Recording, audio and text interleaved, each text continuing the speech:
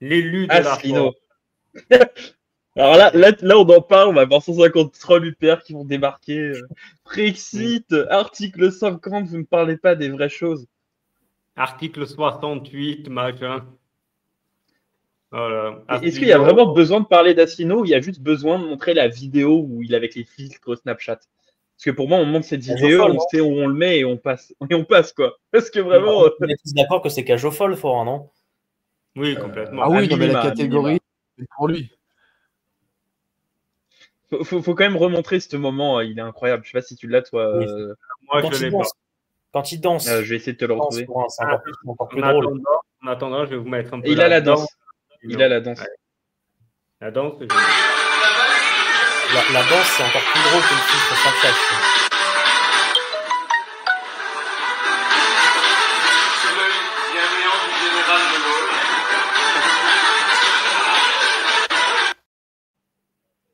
Non, pour moi, c'est marrant, mais en termes de cringe, il n'y a rien qui est pire que les filtres. Hein. Quand je le mets dans le chat privé, normalement, hop, j'ai la vidéo. Ouais, mais après, les filtres, il y a une musique de Mylène Farmer, donc il se fera striker le direct. Ah oui, c'est vrai. Bah, mets en muet, parce qu'il n'y a pas besoin de la musique, mets en Je la mets en muet. muet. Je la mets en muet. Parce que même sans la musique, c'est cringe.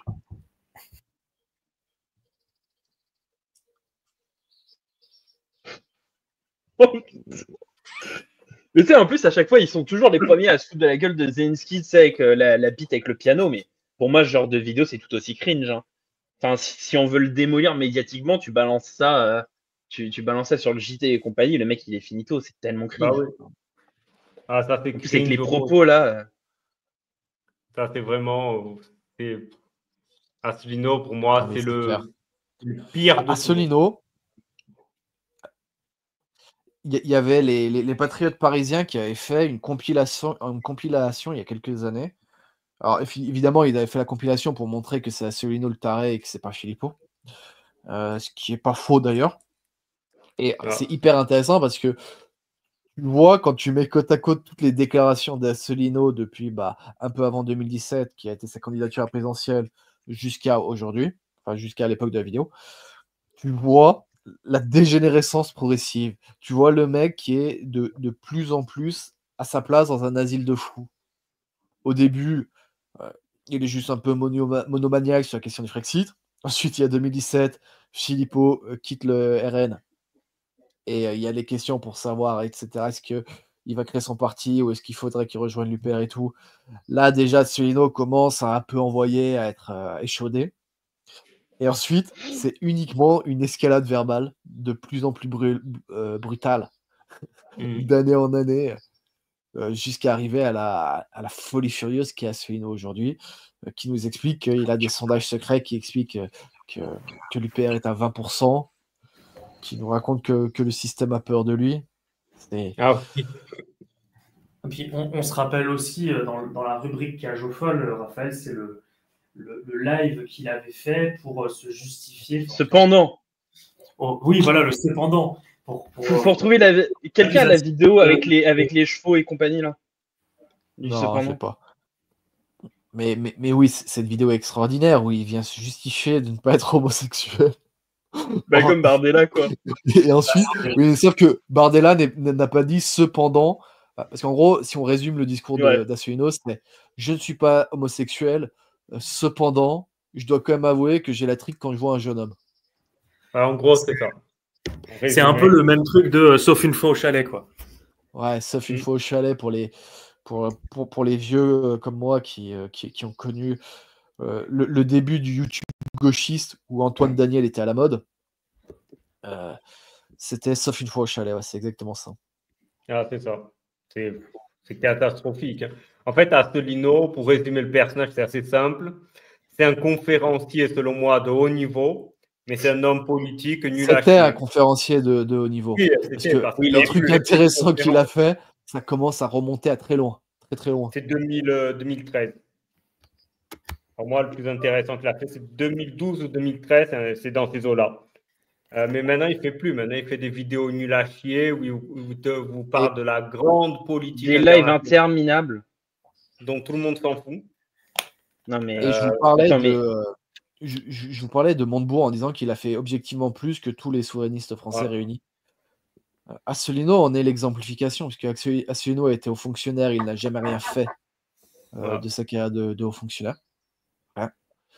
À ce cet égard, je ne sais pas s'il est dans la liste, mais il est au même niveau que Philippe Seguin, qui est la grande. Ah, j'ai pas mis ce gain et Pasqua.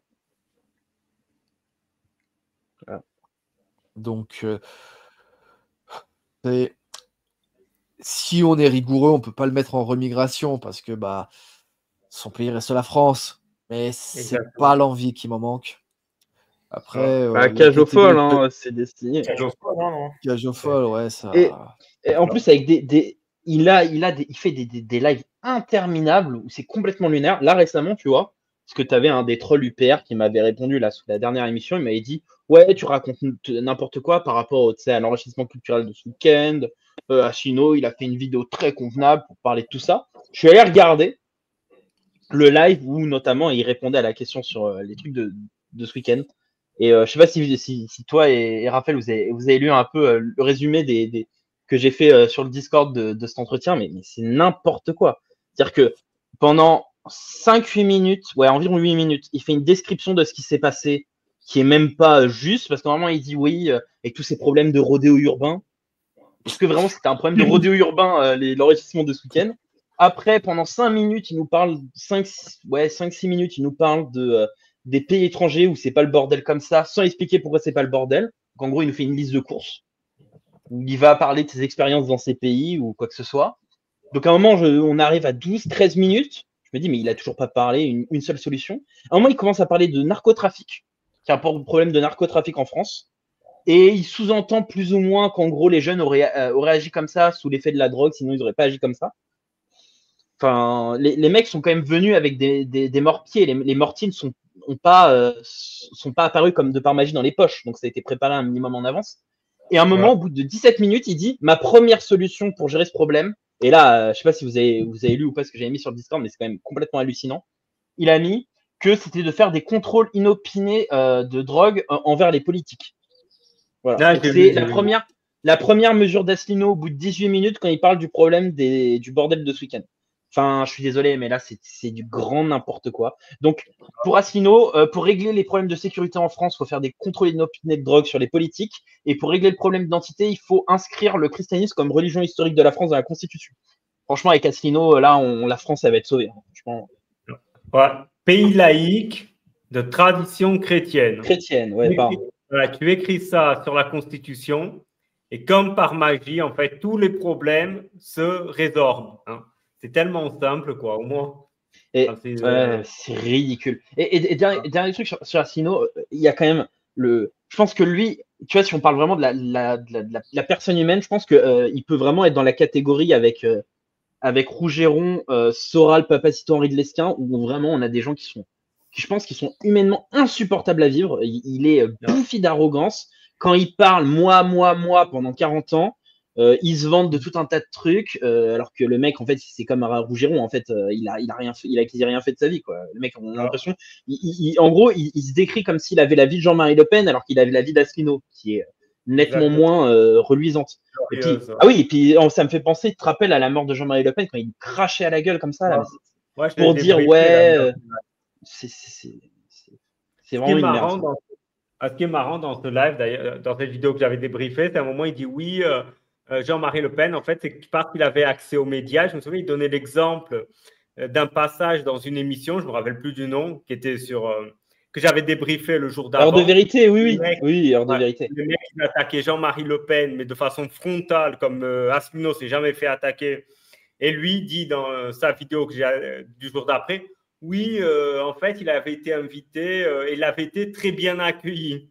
Alors qu'on avait vu objectivement qu'il avait été accueilli d'une façon honteuse, quoi. Ouais. Donc, en plus, c'est un mytho. Voilà, c'est un mytho en disant des conneries, quoi. Oui, parce qu'en fait, pour être précis, j'ai cherché dans mes vieux tweets parce que j'avais fait un tweet pour moquer des souverainistes à l'époque et je voulais le retweeter parce qu'il était drôle et pertinent. Malheureusement, le tweet a été supprimé parce que j'avais retweeté quelqu'un et le tweet a été supprimé. Et je suis retombé sur Forain qui avait partagé quelque chose sur Jean-Marie Le Pen à l'époque. où il avait pris un extrait de je ne sais plus quand, où il disait, en fait, encore une fois, les souverainistes ont menti, puisque déjà, Jean-Marie Le Pen expliquait qu'il était contre l'UE, contre l'euro, contre la construction européenne, contre le traité de Maastricht, etc. etc. Sur la question de Jean-Marie Le Pen, c'est pour ça que moi, Jean-Marie Le Pen, c'est vraiment le révélateur du positionnement politique en France, puisque les gens qui te disent, même ça peut être des gens que j'apprécie, mais qui continuent à avoir ce petit bruit de fond, oui, mais quand même, Jean-Marie Le Pen, ne penses-tu pas qu'il voulait provoquer? Mais Jean-Marie Le Pen ne provoquait pas. Enfin, et je vais même aller plus loin. Même s'il avait provoqué, de toute façon, les médias voulaient se le faire et étaient absolument malhonnêtes. Typiquement, l'affaire Durafour crématoire. C'est pas Jean-Marie Le Pen qui un jour s'est levé qui dit « Oh tiens, je vais aller me moquer de ce ministre qui s'appelle Durafour en faisant référence à ses origines juives. » C'est absolument pas ce qui s'est passé. C'est le ministre qui dit qu'il faut exterminer le FN. Exterminer le FN. Donc en termes de tolérance, ça se pose là. Et c'est Jean-Marie Le Pen qui, dans la réponse, fait ce jeu de mots, Durafour crématoire, qui évidemment là a été relayé pendant plusieurs décennies après. Tandis que la déclaration initiale du ministre, pourtant parfaitement scandaleuse, totalement invisibilisée, aujourd'hui, on ne le sait même plus. C'est juste que Jean-Marie Le Pen a dit Durafour crématoire, et c'est une déclaration qui est sortie du néant, sans aucun contexte. Et donc, les souverainistes prennent ça et nous expliquent, enfin les souverainistes pas que, mais beaucoup de gens socialisés à gauche, donc les souverainistes aussi, nous expliquent, ah oui, non mais quand même, Jean-Marie Le Pen, ah, quand même, les outrances de Jean-Marie Le Pen. Mais non, c'est le système qui voulait payer Jean-Marie Le Pen, parce que le nationalisme, ils ont très clairement identifié le nationalisme comme leur ennemi politique, puisque ce sont des libéraux, ce sont des libre-échangistes. Eux croient que la richesse est produite par l'échange et non pas par la production. Et pourquoi le croient-ils? Puisque ce sont des marchands et qu'ils ont tout intérêt à vendre de la camelote très cher à un point B après l'avoir produit pas cher à un point A. Donc ils aiment beaucoup le libre-échange. Donc pour eux, le nationalisme, c'est l'enfer sur terre.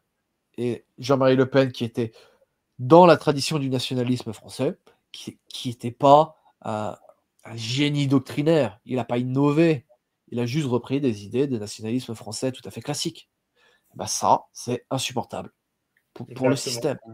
Et les souverainistes, à prétendre anti-système, n'ont jamais admis que c'était pour cette raison que Jean-Marie Le Pen avait été persécuté et pas une autre. Jamais ils l'ont admis, jamais ils l'ont reconnu. Ce qui est assez intéressant, Raphaël, sur ce que tu dis, c'est que ces souverainistes-là, qui sont tous derrière Trump, quasiment, et peut-être quoi, Maisto et Poulain qui ne le sont pas, et encore, c'est que ces gens-là sont tous soutiens de Trump en France, mais par contre, quand tu leur parles de Jean-Marie Le Pen, qui est en fait un Trump avant l'heure, un Trump à la française, ils ont des pudeurs de pucelle, en fait.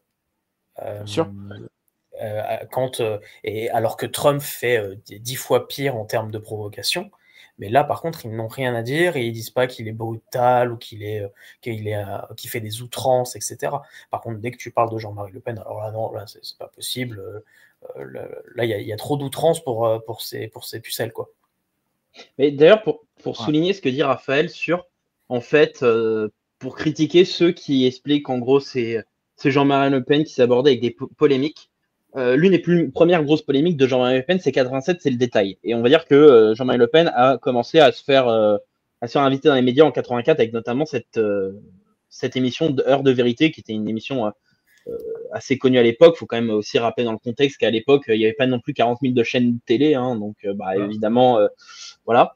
Et en fait, déjà à l'époque, sur ces 3 ans-là, avant le premier scandale qui est le point de détail, on avait Jean-Marie Le Pen, quand il était invité dans des émissions d'1 heure, 1h30, c'était 1 heure de moraline gauchiste où on venait, par exemple, notamment cette émission d'Heure de vérité, où pour compléter ce que tu disais, Umberto, sur le sujet, Asselineau nous explique que, en gros, il a été bien accueilli pendant 1h30 pour dérouler son discours. Mais Asselineau, quand il dit ça, soit il n'a pas vu l'émission, soit il ment. Il est 1h30, pendant 1 heure, Jean-Marie Le Pen, on avait une sorte de procès de Nuremberg 2.0 où on interrogeait les accointances de Jean-Marie Le Pen avec le nazisme, son truc de la maison d'édition de Dix, etc., etc.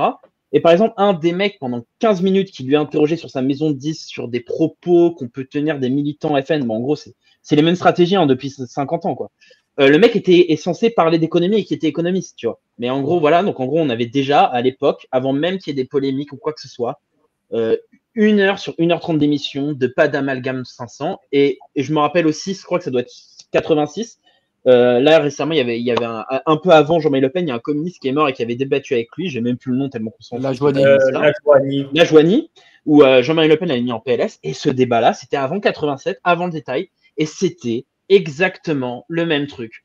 Pendant 1 heure, oh là là, le fascisme, oh là là, le nazisme, etc., etc. Donc, ceux qui utilisent ces excuses-là, comme dit Raphaël, c'est vraiment des bouffons. Ouais. C'est du révisionnisme. Pour le coup, c'est du révisionnisme.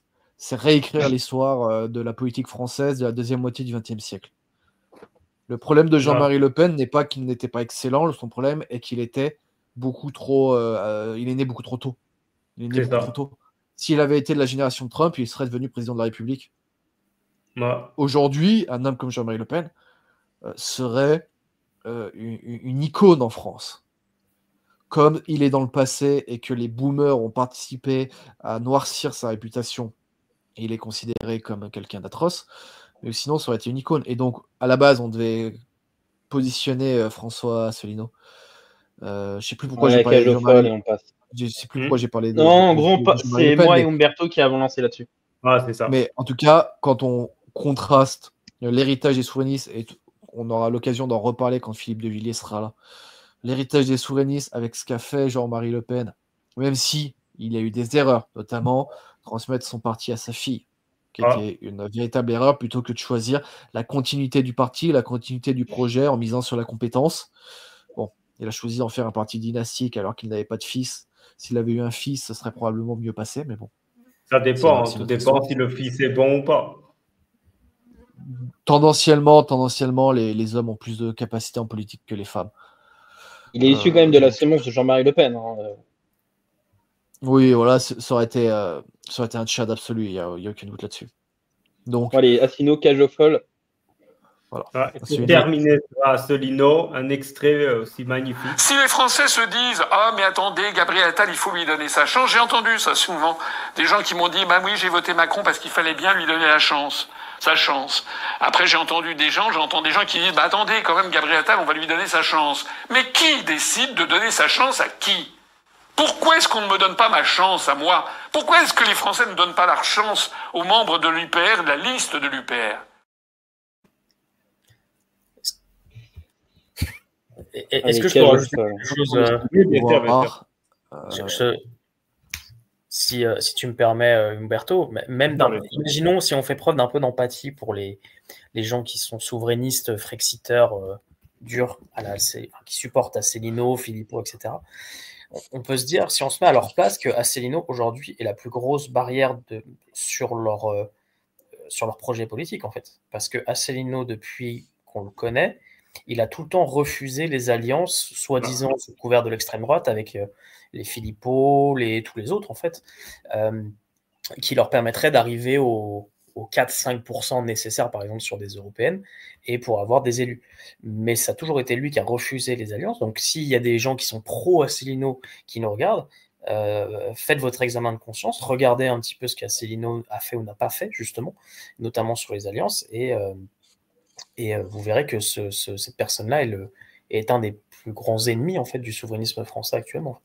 Peut-être pas le plus grand ennemi, mais c'est quelqu'un qui bloque actuellement l'avancée de votre mouvement, en fait, ou de votre idéologie.